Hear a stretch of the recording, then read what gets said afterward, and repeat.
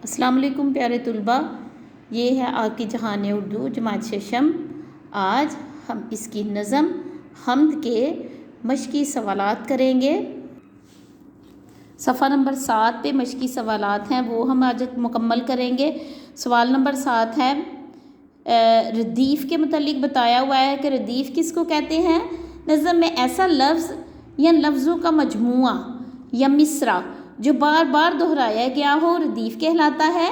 इस नज़म की रदीफ़ लिखें। यानी आपने पहले देखना है कि रदीफ़ किसको कहते हैं। एक लफ्ज़ जो बार बार दोहराया जाता है या एक मिसरा जो बार बार दोहराया जाता है उसको रदीफ़ कहते हैं। मिसरा कहते हैं शेर की जो छोटी सी लाइन होती है उसको, ठीक है, उसे रदीफ़ कहते हैं। तो इस नज़म में आपने रदीफ़ लिखने हैं। हम एक दफ़ा से इस नज़म की तरफ आते हैं। ये देखें, ये नज़म है। अब आपने देखना है कि वो कौन सा लफ्ज़ है जो रदीफ़ है, ठीक है। मिसरा भी कह सकते हैं कि मिसरा जो बार बार दोहराया गया हो उसको भी रदीफ़ कहा जाता है। क्योंकि मेरा खुदा है मेरे साथ, क्योंकि मेरा खुदा है मेरे साथ, क्योंकि मेरा खुदा है मेरे साथ। ये मिसरा 3 दफ़ा दोहराया गया है तो इसे भी हम रदीफ़ कह सकते हैं।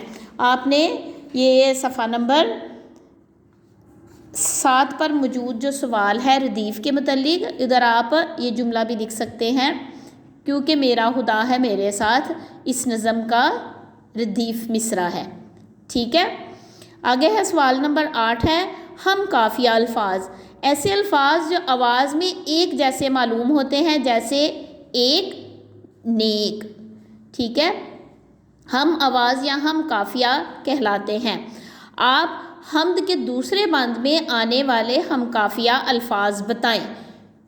हम्द का दूसरा बंद हम देखते हैं और उसमें आने वाले जो हम काफ़िया अल्फाज हैं, दूसरा बंद शुरू होता है, जबकि तूफ़ान का हो सन्नाटा सख्त अंधियाओं का चले झोंका, जड़ से पेड़ों को दे उखेड़ हवा, मेरा दिल ना हो मेरे दिल में ना हो असला, क्योंकि मेरा खुदा है मेरे साथ।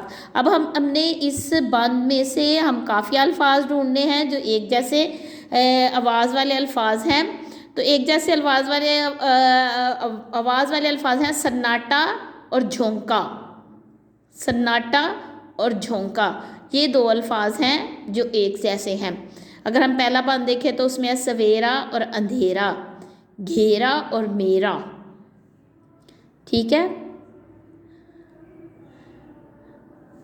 इसी तरह मैदान, सुनसान, कब्रिस्तान, ओसान, ये सारे हम काफ़िया ये अल्फाज हैं। आपने ये सारे अल्फाज नहीं लिखने, बल्कि सिर्फ जो बंद नंबर 2 में हम काफ़िया अल्फाज हैं वो आपने लिखने हैं, ठीक है। आगे है, इस नज़म का मरकज़ी ख्याल क्या है। एक लाइन दी हुई है, एक लाइन के अंदर आपने इसका मरकज़ी ख्याल तहरीर करना है। तो मरकज़ी ख्याल है इसमें के जो शायर है इस नज़म में जो शायर है वो अपने आप के साथ अल्लाह ताला को महसूस करता है कि मेरा खुदा मेरे साथ है। तो उसमें इस हम्द में अल्लाह कहीं भी हो, शायर कहीं भी हो, तो वो किसी भी सूरत हाल में या किसी भी वक्त में डरता नहीं है, किसी भी मौसम में डरता नहीं है, क्योंकि वो अपने खुदा को अपने साथ पाता है, ठीक है। ये हो गया इसका मरकज़ी ख्याल। आपने इसके मरकज़ी ख्याल को गौर से सुनना है, इसकी मश्क को गौर से सुनना है और फिर अपने अल्फाज में तहरीर करना है, ठीक है।